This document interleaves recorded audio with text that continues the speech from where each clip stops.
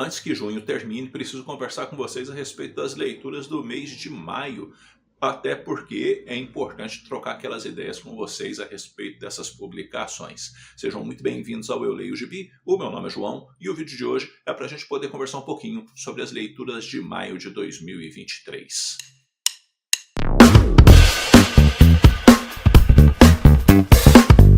Makoto Yukimura continua fazendo um trabalho excelente em Vinland Saga. O volume 13 continua com um nível altíssimo. Ele é um pouco mais cadenciado que edições anteriores, uma vez que o Makoto Yukimura está trabalhando esse momento em que o Thorfinn e os seus seguidores, seus amigos, as pessoas que se uniram a ele para chegar a Vinland, vão desbravar os mares para poder chegar em Vinland. Chegando em Vinland, eles vão encontrar ali o desafio, né, de construir a vida naquele lugar, derrubar algumas árvores, abrir o local para plantio, construir casas e não só isso, aprender a conviver também com os nativos, uma vida que o Thorfinn idealiza para que Vinland seja realmente um tipo de paraíso na Terra, onde não haja violência, onde não haja desigualdade, ou seja, uma vida realmente sonhada por ele e que ele está fazendo de tudo para poder realizar esse sonho. Nem todo mundo concorda com o Thorfinn que está ali com ele, haja vista que entendem que o Thorfinn acaba sendo sonhador demais diante dessa questão e que precisaria, na verdade, de um líder mais forte que impusesse as coisas ali, inclusive na base da espada. Mas isso também é feito ali por debaixo do pano, né? A pessoa não quer se mostrar dessa forma na frente do Thorfinn. A isso a gente vai ver uma edição que fala bastante de perdão, de redenção, que fala de segundas chances. E que também o Thorfinn vai receber uma excelente notícia, uma vez que a esposa do Thorfinn está grávida. O Thorfinn está mais adulto, mais maduro, e o Makoto Yukimura trabalha todas essas questões de uma forma muito bem aplicada, muito bem pontuada e que vai envolvendo o leitor o tempo todo na leitura. Vale dizer que eu fiz vídeo, né, desse volume de Vinland Saga. Se você não viu, dá uma conferida e fica sempre a indicação para vocês de Vinland Saga, porque Vinland Saga é bom demais da conta. Vale muito a pena realmente a leitura de Vinland Saga. Li também o volume de número 15 de Dragoneiro, Intrigas da Corte.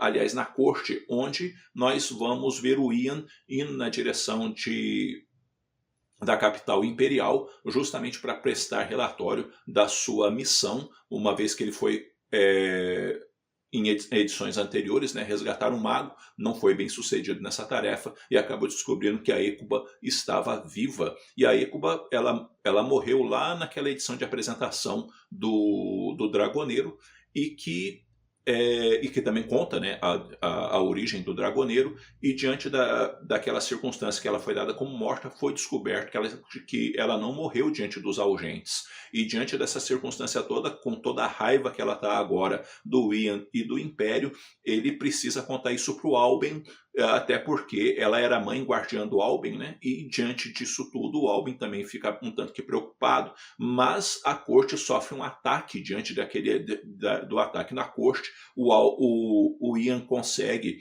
frustrar os assassinos e acaba ganhando mais destaque do que ele gostaria ali na corte. Ele acaba também encontrando amores antigos, surge ali uma possibilidade de um romance novo, e diante dessa coisa toda vai rolando um monte de intrigas na torre.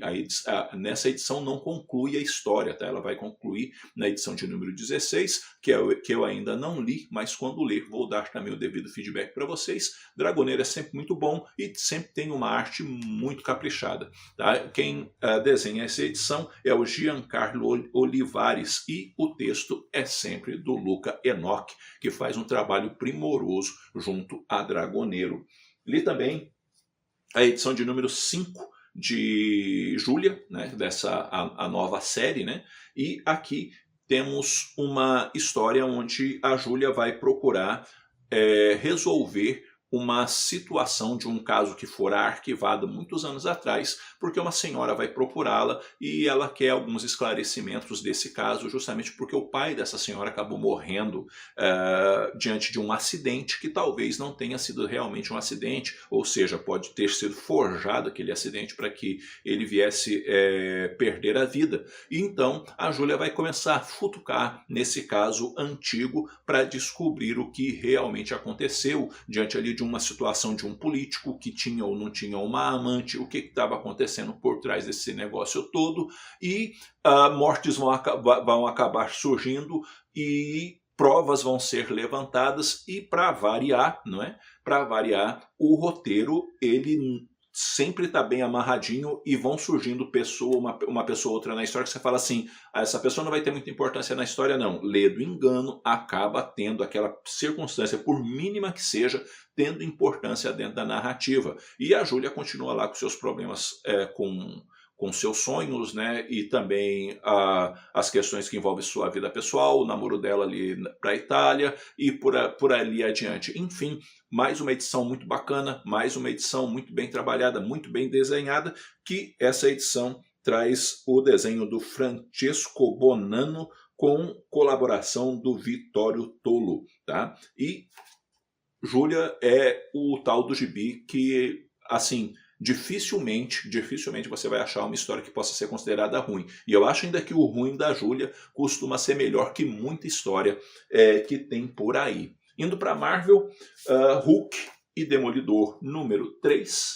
Temos aqui a conclusão da fase do Paul Jenkins, junto ao Golias Esmeralda, né, junto com o Sean McKeever, onde o Homem-Formiga vai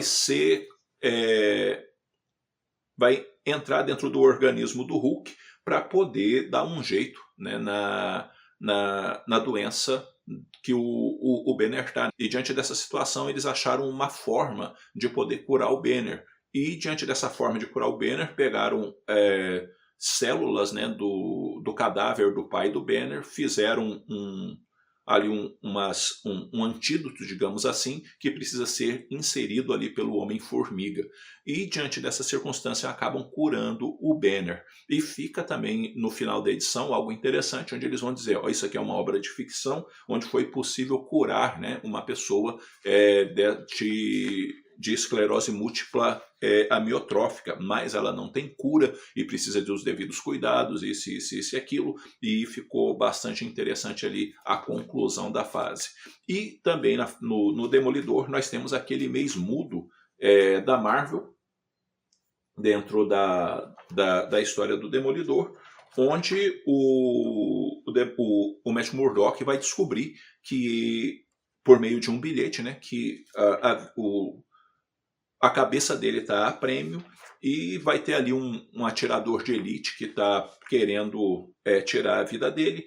Ele acaba dando um jeito de pegar o cara, descobre de fato que existe toda essa questão ali envolto de quererem matar o Murdock. Ele acaba também enfrentando o Boomerang e o mercenário acaba dando as caras ali também na história diante dessa circunstância. Edição bacana, edição interessante. E também li o número 4 de Hulk e Demolidor, onde começa aqui a fase do Bruce Jones junto ao Incrível Hulk, e temos a arte do John Romita Jr. E aqui nessa história o Banner está se escondendo, por assim dizer, e começa aquela coisa toda, né, do Senhor Verde com o Senhor Green, aliás, com o Senhor Azul, e o Banner está sendo caçado justamente aí por conta de questões que envolvem o Hulk, questões que envolvem morte, isso e aquilo. Para ficar disfarçado, ele acaba inclusive raspando a cabeça,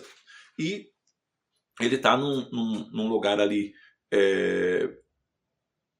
bem violento, e devidamente escondido. Tem um rapaz ali que ele tenta ajudar diante de algumas circunstâncias, e a gente também vai ver algumas coisas que envolvem bastante alguns detalhes, né, que nitidamente foram pegos para o filme de 2008, que foi onde o Edward Norton, né, interpretou o Bruce Banner.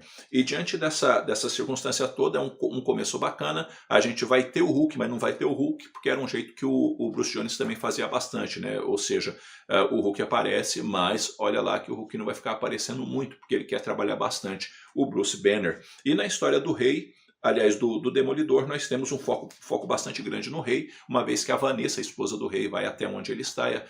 Ele tinha sido dado como morto, mas na verdade ele não tinha morrido coisa nenhuma.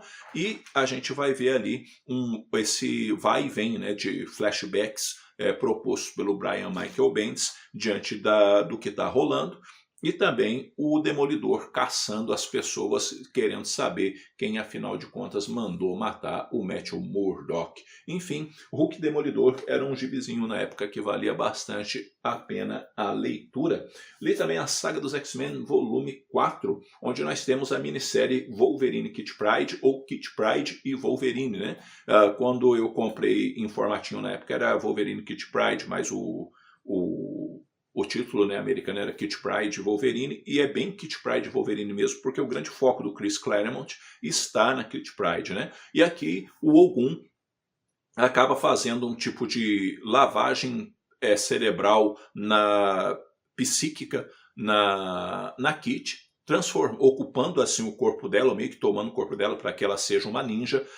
O Wolverine vai tentar resolver isso. O Wolverine acaba ficando muito ferido, muito machucado, e é uma época em que o fator de cura do Wolverine não era instantâneo, né? Ele levava um pouquinho mais de tempo para ele ficar curado, e o Wolverine vai precisar também enfrentar o Ogum, e tem todo um lance do Ogum também ter sido mestre do Wolverine, e tem todos os conflitos ali familiares da Kitty Pryde diante das circunstâncias que estão sendo vividas, justamente por conta que o pai dela está envolvido ali com algumas maracutaias que deixou ela bastante decepcionada, e tem o papel da Yuriko na história. Enfim, é uma história legal, uma história bacana. A arte do Al Milgrom é ok, e o roteiro desenvolvido pelo Chris Claremont é muito bom, uma vez que ele tem a proposta, né, de trazer um pouco mais de desenvolvimento para a Kitty Pryde, e não só um pouco mais de desenvolvimento para a Kitty Pryde, como meio que reinventá-la, né, diante dessa minissérie, e trazer, né, a Lince Negra e procurar mostrar aí uma Kitty Pryde mais madura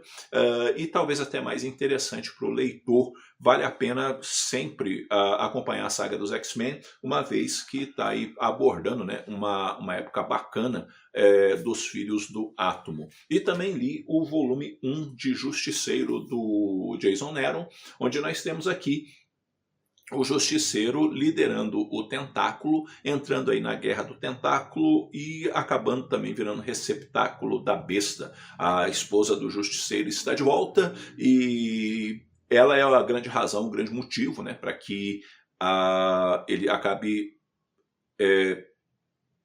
tomando parte, né, da Guerra do Tentáculo, entrando para o Tentáculo. E o grande algoz dele aqui nessa edição será o Ares, embora a luta necessariamente contra o Ares não chega a acontecer ainda nessa edição. É uma edição fraca, na minha opinião, que se tivesse colocado um outro personagem dentro da trama, porque eu acho que o plot é interessante, mas o Justiceiro sendo o protagonista do plot não é interessante. Então eu acho que descaracteriza o personagem.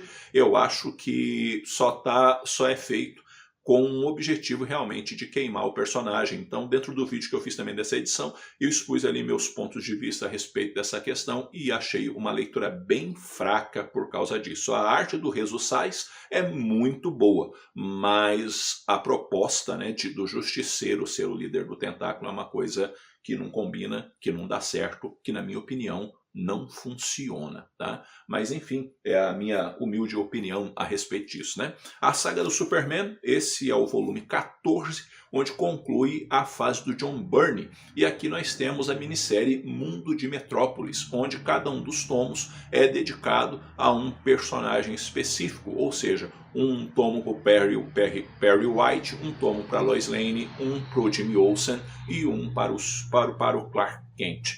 E dentre essas minisséries do John Byrne, que ele fez, tipo Metrópolis, o Mundo de Metrópolis, o Mundo de Smallville e o Mundo de Krypton, esse foi o que eu mais gostei, eu achei mais interessante, eu achei mais assim, melhor trabalhado, melhor desenvolvido que os outros. E a forma com que ele vai também trabalhando, tipo a infância da Lois, um pouco daí da juventude do Perry White, essas coisas assim, ficaram muito legais porque vai mostrando porque eles são quem eles são, sabe? Então eu achei o John Byrne assim, muito feliz naquilo que ele faz no mundo de Metrópolis. Depois a gente vai ter uma história desenhada pelo Kurt Swan,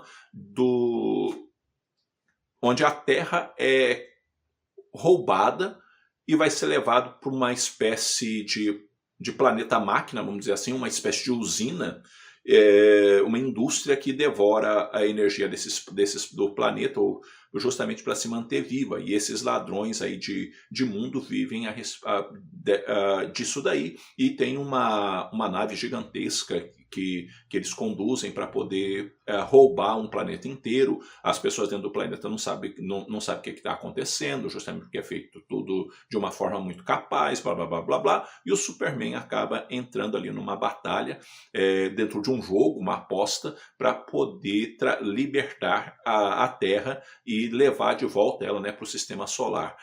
Onde para sua órbita no local certinho, porque foi pego a Terra e também a Lua. É uma história ok, é uma história bacana, é uma história que diverte, tá? E que, assim, a grande questão mesmo da edição, ela reside no mundo de Metrópolis como grande destaque, e depois vai terminar a edição uma história mais curta, que já não é escrita pelo John Byrne, é escrita pelo Joey Cautz e desenhada pelo Britt Wiesenberg Baker, chamada Empacotadores do Destino, estrelada pelo Superman e pelo Jimmy Olsen, e que é uma história ok. O Jimmy Olsen tenta trabalhar de disfarçado, coisa e tal, tá rolando umas paradas ali meio complicadas, e o Superman e ele encontram e desencontram, por assim dizer, dentro da história. Mas não é nada demais essa história, não. O que eu gostei mesmo foi do mundo de Metrópolis. A saga do Batman, volume 9, que tem essa capa bonitona e também essa contracapa também bonitona, e que o conteúdo é legal. Tá? Eu não achei a melhor edição da saga do Batman, não é ruim não, mas eu acho que dentre algumas outras edições, outras foram melhores, tá? Mas vale a leitura, tá, gente? Vale a leitura. Enfim, a capa é linda, né? Eu achei muito bonita. Mas o que acontece? A edição, ela vai trazer, por exemplo, uma história chamada Êxtase, onde drogas são comercializadas, essas drogas mexem profundamente com a cabeça da pessoa, a pessoa acaba entrando numa vibe muito doida e querendo matar os outros por conta do que está rolando. O Batman fica doido para tentar resolver essa situação e ir atrás também de quem está comercializando essa droga. E é sempre uma questão assim recorrente, né, nas histórias do Batman, esse trabalho, né, a respeito de drogas e o perigo que elas representam, como elas destroem vidas e coisas desse tipo. Depois vai ter uma história chamada Nosso Homem de Havana, que é uma história que está ligada à mega saga, né, Invasão, onde o Batman vai dar o jeito dele de impedir que determinadas armas cheguem até Gotham, e consequentemente ele acaba também tendo que enfrentar o povo do Gavião Negro, né? Justamente porque eles que estão ali protegendo, guardando o local. Depois o Batman vai enfrentar o Senhor Gelo numa história assim que lembra bem assim aventuras bem antigas, né, do Batman, até na forma de conduzir e tudo mais, onde o Senhor Gelo congela o Batman, deixa o Batman lá, aí vamos ver se a gente consegue, vou fazer umas coisas para depois eu te mato, mas você vai ver, sabe, aquele método de história já mais antigo. E depois a gente vai ter a história da capa, onde um grupo, aliás, um sujeito comercializa vídeos onde pessoas estão sendo espancadas para deleite aí de gente snob, de gente rica que não tem o que fazer da vida, então paga para ver essas barbaridades. Acaba acontecendo então que o Batman acaba sendo pego e vira a grande atração dessa coisa toda, dessa situação toda, até eles descobrirem que, bom, pegaram a pessoa errada, mexeram com a pessoa errada e diante dessa sessão particular ali junto do Batman, é uma bela roubada aquilo que estava sendo feito. Uma história boa, sabe? A história que é a história da capa, né? É uma história boa, uma história bacana, e é uma história que fala muito também dessa questão, né? Das pessoas serem snobs, das pessoas serem, muitas vezes, por conta de sua futilidade, pagar por coisas que nada a ver, e também diante de muitas vezes, né, de tratar as pessoas como lixo, como refúgio, como meio de divertimento do outro e mais nada do que isso, né? Então tem um caráter muito forte essa história, né? Depois a gente vai ter o James Osley e o Jim Aparo numa história chamada Beco Sem Saída, onde a gente vai ter umas questões ali que envolvem o Batman e uma determinada mulher tentando resolver uma determinada circunstância, e que também envolve um pouco aí também das questões do onde está o Robin, o que aconteceu, como é que o Batman está lidando, né, com a morte do Robin, e depois vai fechar a edição, o anual do Batman, onde nós temos um pouquinho de passado e presente misturados ali na história, e um Batman de certa forma ali um pouquinho também meio distante de algumas coisas, e também nas histórias um pouco assim de uma desconfiança do Gordon acerca do Batman, que onde talvez ele não esteja sendo mais tão confiável, digamos assim, como já foi. Li também Más Companhias, da Anco, que tem vídeo no canal, onde a gente vai ver a história de uma quadrinista que está contando, né, como foi a adolescência dela, as questões familiares na escola, de amizades, e como que uma amiga dela foi de grande influência na vida dela e que fez com que ela também tomasse algumas decisões na vida, inclusive rumando aí para o lado de se tornar uma quadrinista. História bem bacana, que tem vídeo no canal e que eu recomendo aí a leitura para vocês. Também li Reflexos do Mundo na Luta, do Fabian Tomé, que é o quadrinho mais recente, né, do Fabian Tomé, onde aqui a gente tem uma espécie de quadrinho documentário, onde o Fabian Tomé vai em 3 locais diferentes, em 3 países diferentes, incluso o Brasil, para trabalhar questões que envolvem aí luta, que envolvem reações diante de circunstâncias que estão sendo vividas em ambas as circunstâncias. Ele vai acabar vendo mulheres à frente, né, dessas questões, e por que necessariamente mulheres? E algumas coisas também que vão sendo trabalhadas, coisas que homens tomam mais à frente, coisas que mulheres tomam mais à frente, por que isso acontece, e é feito assim de uma forma muito bacana pelo Fabian Tomé, uma vez que ele está envolvido ali dentro daquela pesquisa. Ele conta, né, como que foi, conta como foi essas entrevistas, conta o que ele viu e essas coisas todas, e isso é bem bacana dentro da publicação. Mais um trabalho muito bem feito, né, do Fabian Tomé, que costumeiramente faz trabalhos muito capazes, né? E isso é legal. Dificilmente a gente vai ler alguma coisa do Fabian Tomé que não seja boa. E para terminar, Vira-Lata Virador, do Gregori Panaccione, onde nós vamos ver a saga de um cachorro atrás de uma dona, e quando ele consegue, como é a vida com essa dona. É uma história que envolve drama, que envolve comédia, que envolve algo mais pesado, mesclado com algo mais leve, e que traz aí pra gente um misto de emoções de certa maneira, e que é uma história bem bacana feita pelo Gregori Panaccione, que tem vídeo também aqui no canal, e que assim mostra, né, a questão do animalzinho querer adestrar o seu dono, né? Ou seja, deixa eu ensinar ele como é que ele tem que cuidar de mim para eu ser bem cuidado, e toda a sensibilidade que essas coisas envolvem. E como eu disse, é bem feito, é bem desenvolvido, e é uma adaptação, tá, do livro com o mesmo nome, né, Vira-Lata Virador, do Daniel Penac. Tá? Vale aí a leitura, é um lançamento recente da editora Nemo. Bom, galera, é isso daí. Essas foram as leituras do mês de maio. Gostei muito de algumas, como por exemplo o Vinland Saga, o Reflexo do Mundo na Luta, e gostei menos de outras, como por exemplo, a pior leitura do mês tranquilamente foi a do Justiceiro. Mas enfim, ler gibi é isso, ora você lê coisa boa, ora você lê coisas que não são tão boas assim. E como foram suas leituras, o que você está lendo no momento, o que você está gostando, o que você não está gostando, o que você de repente releu, vamos conversar um pouquinho, porque conversar com vocês é sempre muito bom. E antes de terminar o vídeo, deixa eu deixar na tela aí o nome dos apoiadores do canal. Valeu pela força, pelo apoio de todos vocês. E se você puder, se inscreva no canal e dê uma força para a gente poder chegar aos 20k de inscritos aqui no YouTube. No mais, eu vou ficando por aqui. Logo eu estou voltando com outro vídeo. Um abraço forte em todo mundo. Até a próxima.